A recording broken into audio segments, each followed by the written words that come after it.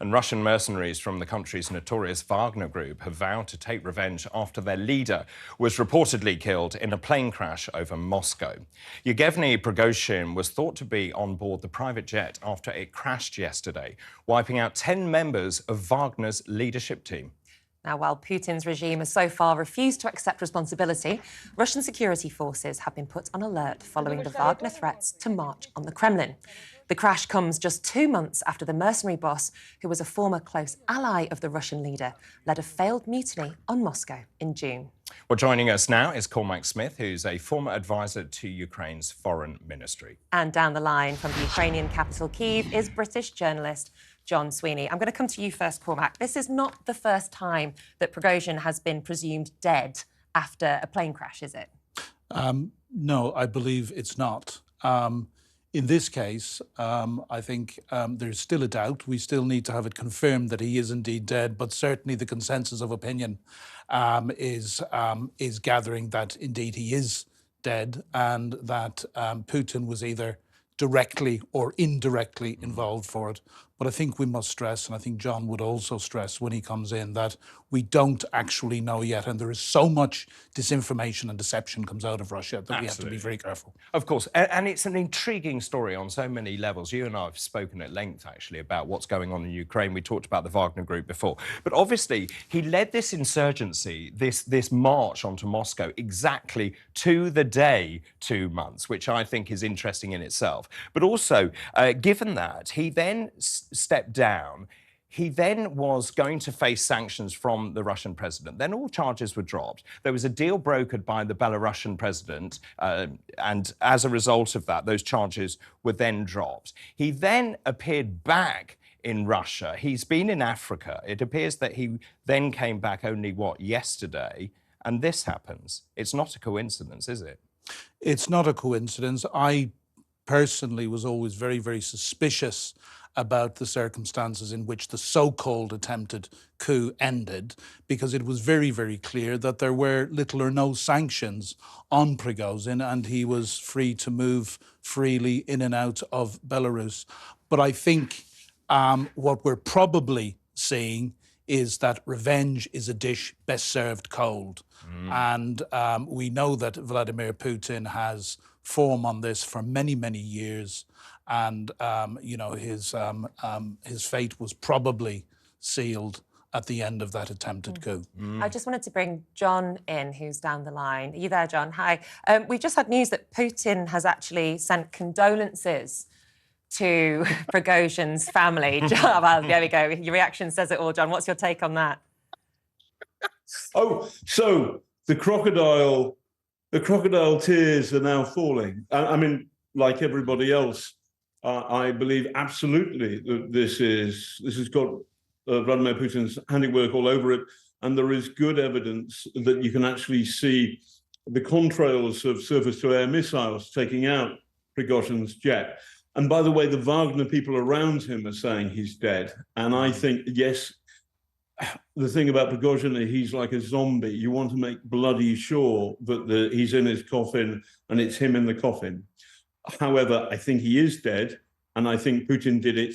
And actually, Putin's in trouble now because I think he's lost the oligarchs. I think he's lost middle-class Russia, but they don't want to oppose him because they're obviously afraid. Who wouldn't be? But he's always had the right and the far right. That's his nationalist constituency. They're the people who've always backed Putin.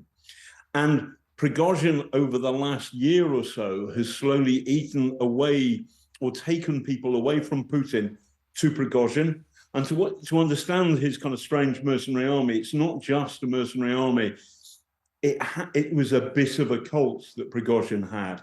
He was very popular with Russian working class. He was an oligarch. He was a filthy rich convict. Absolutely no question about that. But he spoke like an ordinary Russian, and he went to the front line on several occasions, and he was personally brave, a horrible human being and a war criminal. But the thing about Prigozhin was he had some appeal, and now he's dead in this is a very, very, very public execution by the Russian state. And so the question, what I'm fascinated to see is, will Mr. Crocodile, will Vladimir Putin go to the funeral?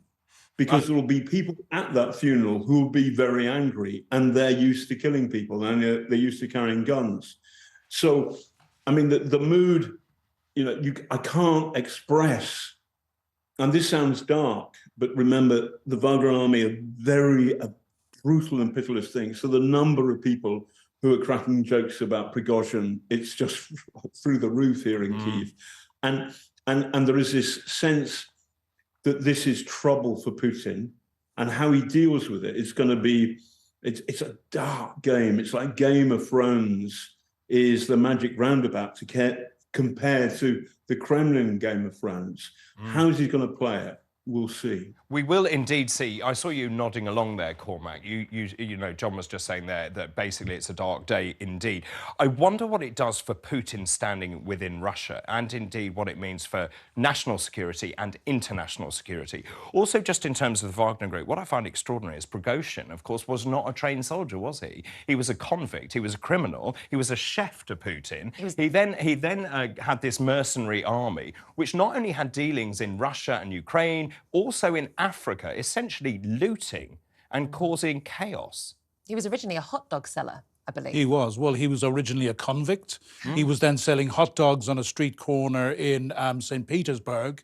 And story has it that a chance meeting with Vladimir Putin, they started to do some business together, and that's where, in the catering world, and that's where he got the name Putin Chef. But I'd like to add one thing to what John has said. I agree with John that I think this is very bad news in the long run for Putin. But the other area I think it's bad news, as vile an individual as Prigozhin was, and as evil as the Wagner Army were, responsible for some of the most despicable atrocities and war crimes across Ukraine, but also across many, many African communities. They were, despite all this, they were among the most potent fighting force in the Russian army.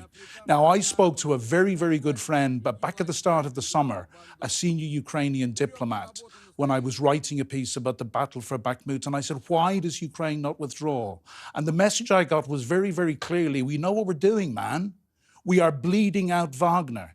Now, even the American intelligence services have estimated that Wagner took over 100,000 casualties in the battle for Bakhmut.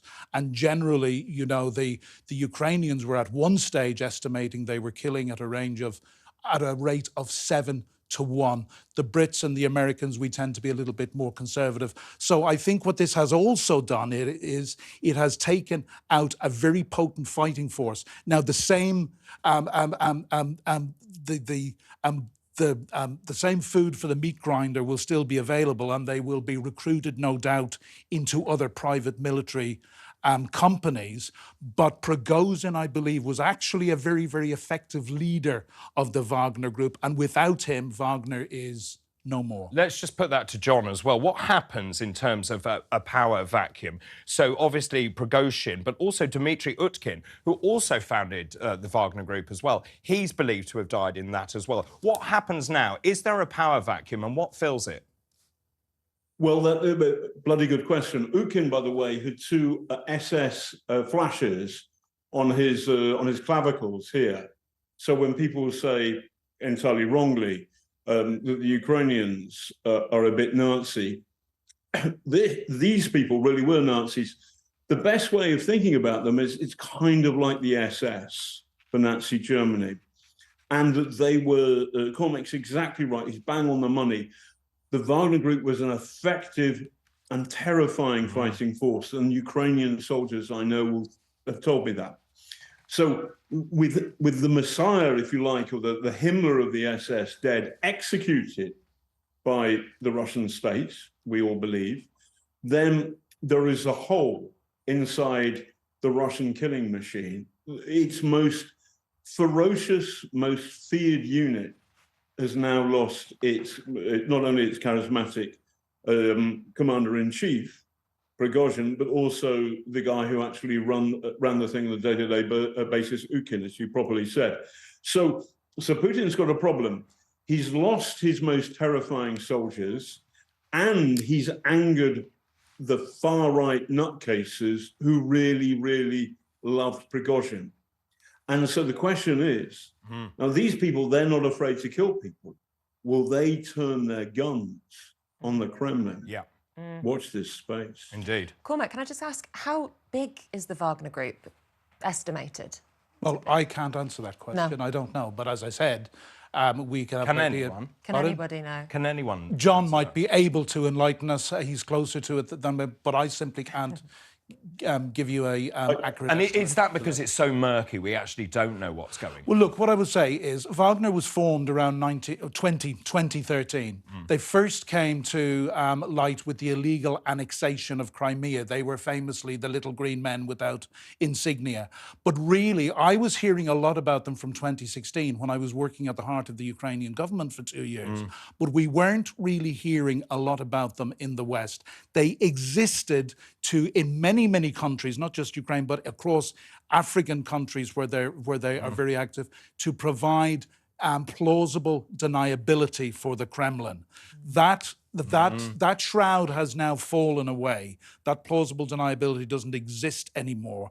But that's what they existed for. So they have been they've been very murky. I certainly couldn't put a honest estimate on how big they were. But if you go back to the figure that they took 100,000 casualties in the battle for Bakhmut alone, it suggests they were pretty big. But over to John on that one. Yeah, John, can you have an answer at that question? So they're a plastic bag. And at one point they had an awful lot, in particular, of convicts. A lot of those people were killed by the Ukrainians. And now I would say there's a rump of something like less than 10,000. But that's a terrifying 10,000. And right now they're angry because their beloved Messiah is dead. Yep. And the people they blame, as everybody in the West thinks, is Vladimir Putin. So this, for me, is Vladimir Putin's grip on power is in serious trouble. It was when the Prigozhin mutiny was taking place. Now that he's been executed in this very, very public, fireball, now he's been executed.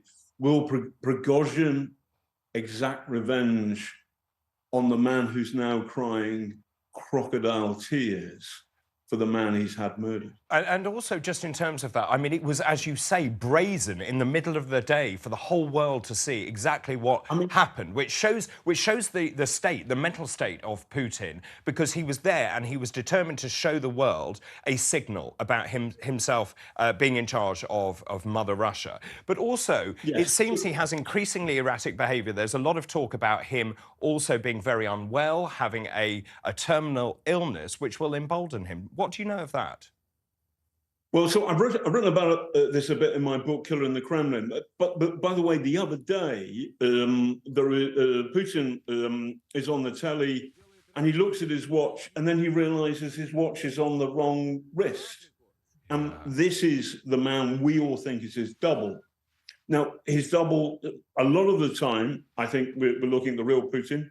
I've written about the health scares, but it feels like, and the CIA seems to be saying this, that Putin has, whatever was wrong with him, he's got fixed.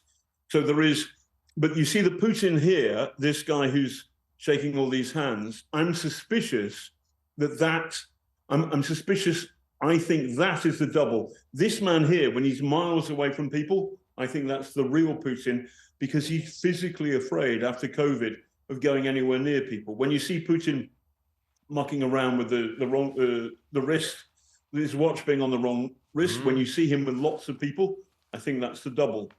That is Putin, a stunning disclosure. Yeah, I mean, you watch it, it's peculiar. But the thing about Putin is he's got a track record for killing his enemies in a spectacular way. Litvinenko was killed with a weapon of mass destruction, polonium 210, on the streets of London. Skripal was killed with a weapon of mass destruction, Novichok. Oh, sorry, they tried to kill him. They didn't kill him. They actually ended up killing this entirely innocent Wiltshire lass, Dawn Sturgis, God bless her soul. But what you've got here is a history of Vladimir Putin taking out people he hates in a kind of Hollywood spectacular way. And that is why I'm confident he had Prigozhin murdered. The question is, will the people who fought in the Wagner Army, who loved Prigozhin as some kind of weird culty messiah, will they have their revenge on the man they think murdered him? And that is the million-dollar question. Thank you so much to Cormac Smith and also to John Sweeney.